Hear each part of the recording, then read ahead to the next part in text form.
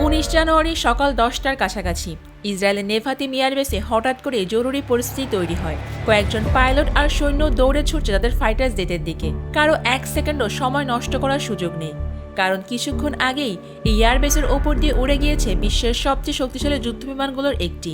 সবাই জানে দ্বিতীয়বার আবার উড়ে আসার আগে যেভাবেই হোক পুরো আকাশ নিজেদের নিয়ন্ত্রণে আনতে হবে। কিন্তু আসল সমস্যাটা ছিল অন্য জায়গায়। ইসরায়েলের আকাশ প্রতিরক্ষা ব্যবস্থা পৃথিবীর মধ্যে অন্যতম শক্তিশালী। তাদের বিখ্যাত আয়রন ডোম সবসময় প্রস্তুত থাকে। এর সাথে আছে অত্যাধুনিক পঞ্চম প্রজন্মের রাডার সিস্টেম। সাধারণভাবে ইসরায়েলের রাডার প্রায় 400 কিলোমিটারের মধ্যে থাকা যে কোনো টার্গেটকে শনাক্ত করতে পারে, এমনকি ছোট ড্রোনও। আয়রন ডোম একসাথে প্রায় 200 টার্গেট লক করতে পারে এবং একই সময়ে 50টির বেশি টার্গেটে আক্রমণ চালাতেও সক্ষম। এত শক্তিশালী সিস্টেম থাকার পরও কিভাবে একটি যুদ্ধবিমান এত সহজে তাদের আকাশে ঢুকে গেল, সেটাই রাডার অফিসারদের মাথায় ঢুকছিল না। রাডার রুমে তখন তীব্র আলোচনা চলছে। অফিসারদের চোখ শুধু স্ক্রিনে। বিমানটাকে একবার দেখা যাচ্ছে, আবার কিছুক্ষণের মধ্যেই হারিয়ে যাচ্ছে। কিছুক্ষণ বিশ্লেষণ করার পরই একজন অফিসার নিশ্চিত হন এটা সাধারণ কোনো বিমান নয়, এটা রাশিয়ার তৈরি অত্যাধুনিক স্টেলথ ফাইটার জেট। আর তখনই সবার মাথায় একটা প্রশ্নই ঘুরতে থাকে, রাশিয়া কেন ইসরায়েলের আকাশে? পরিস্থিতি আরও জটিল হয়ে ওঠে, কারণ রাশিয়ান যুদ্ধবিমানটি তখনও ইসরায়েলের বন্দর এলাকার কাছাকাছি ঘোরাফেরা করছিল। এই বিমান স্টেল প্রযুক্তি দিয়ে তৈরি, যার মানে এটা রাডারের চোখ ফাঁকে দিতে পারে। তখনই ইসরায়েলি বাহিনী বুঝতে পারে এটা রাশিয়ার সবচেয়ে আধুনিক SU-57 ফাইটার জেট। বলা হয় এই বিমান আমেরিকার উন্নত AQ রাডার সিস্টেমকেও ফাঁকি দিতে পারে। শুধু তাই নয়, এটি শব্দের প্রায় 2.5 গুণ গতিতে উঠতে পারে এবং একসঙ্গে প্রায় 12 টন পর্যন্ত অস্ত্র বহন করতে পারে। যদিও আয়রন ডোম ঠিকমতো বিমানটাকে শনাক্ত করতে পারছিল না, কিন্তু ইসরায়েলও বসে থাকেনি। দ্রুত তাদের সবচেয়ে আধুনিক 2টি F-35 ফাইটার জেট আকাশে পাঠিয়ে দেওয়া হয়। F-35 মূলত স্টেল বিমান মোকাবেলার জন্য তৈরি করা একটা আধুনিক যুদ্ধ বিমান, কিন্তু SU-57ও কম চালাক নয়।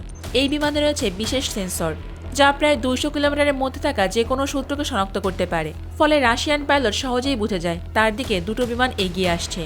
সাথে সাথে SU-57 তার অবস্থান বদলে বন্দর এলাকার উত্তর প্রান্তের দিকে ছুটে যায়, কিন্তু একটি F-35 সরাসরি তাদের সামনে গিয়ে দাঁড়িয়ে পড়ে। সাধারণভাবে এমন পরিস্থিতিতে যে কোনো বিমান দ্রুত পালানোর চেষ্টা করে, কিন্তু ইসরায়েলের পাইলটরা খেয়াল করে SU-57 একটুও ভয় পাচ্ছে না।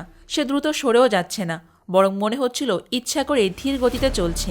কিন্তু যখন রাশিয়ান পাইলট বুঝতে পারে তাকে লক করার চেষ্টা করা হচ্ছে, তখন আর একটুও সময় নষ্ট না করে মুহূর্তের মধ্যে সে তার বিমান থেকে একটা মিসাইল বের করে ফেলে। সে সতর্ক করার মতোই মিসাইল প্রস্তুত করে এবং দ্রুত দূরে সরে যেতে শুরু করে। এদিকে রাশিয়ান বিমান প্রচুর তথ্য সংগ্রহ করতে পারে, কারণ এই বিমানে থাকা আধুনিক সেন্সর শত্রু দেশের রাডার, ডিফেন্স সিস্টেম, ফ্রিকোয়েন্সি এবং সামরিক তথ্য স্ক্যানও করতে পারে। অর্থাৎ কোনো দেশের আকাশের উপর দিয়ে উড়ে যাওয়া মানে সেই দেশের অনেক গুরুত্বপূর্ণ তথ্য তার কাছে চলে যাওয়া। তবে সমস্যা হলো মিসাইল বের করার কারণে সেন্সর এবার তাকে তুলনামূলকভাবে ভালোভাবে ট্র্যাক করতে পারছিল। আর তখনই দ্রুত সিদ্ধান্ত নেওয়া হয় আর অপেক্ষা করা যাবে না। সাথে সাথে 2টা মিসাইল ছুটে যায় SU-57 বিমানের দিকে। রাশিয়ান পাইলট জানে সে যদি বন্দর সীমা পার হয়ে বের হয়ে যেতে পারে, তাহলে ছুটে আসা মিসাইল আর কিছুই করতে পারবে না। কিন্তু এই মিসাইলগুলো অত্যাধুনিক এবং এতে থাকা সেন্সর শত্রুকে লক করে ধাওয়া করতে পারে।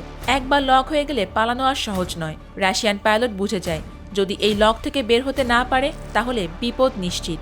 কিন্তু এখানেও সে ছিল চিন্তামুক্ত, কারণ SU-57-এ থাকা জ্যামার বিমানের আশেপাশে প্রায় 47 কিলোমিটারের মধ্যে থাকা যে কোনো সিগন্যালকে ব্লক করে দিতে পারে। তবে সমস্যা একটাই, 47 কিলোমিটার অনেক কাছাকাছি দূরত্ব।